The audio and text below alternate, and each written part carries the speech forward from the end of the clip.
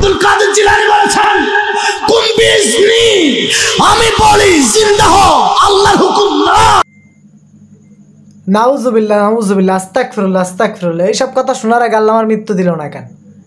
যে এই শালা জিলেপি খোর মাজার পূজারীরা কি উল্টো পাল্টা কথা কওয়া শুরু করলো। এ তুই কি হুশি আছিস না মাল খায় রয়েছিস, কি করে রয়েছিস তাই ক।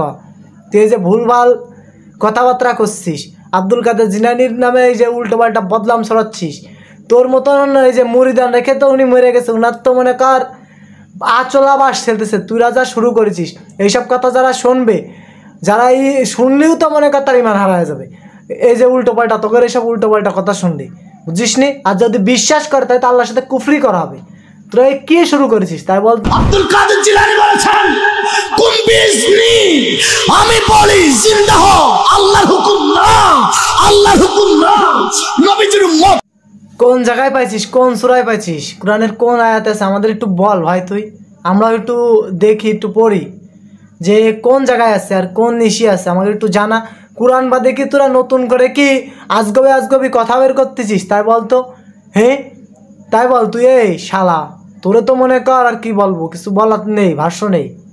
তুই তো শালা একদম কাফের হয়ে গেছিস, কাফের আর কি বলবো তোরে। হ্যাঁ আব্দুল কাদের জিলানী সাহেব সে কি কবরের কাছে যে বলিল যে তুই জিন্দা হ, আমার হুকুমে জিন্দা, এরকম কথা বলেছে?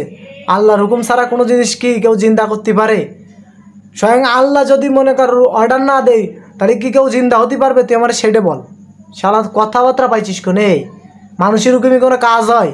হ্যাঁ কোনো পীরের হুকুমে কোনো কাজ হবে? একমাত্র আল্লাহ ছাড়া।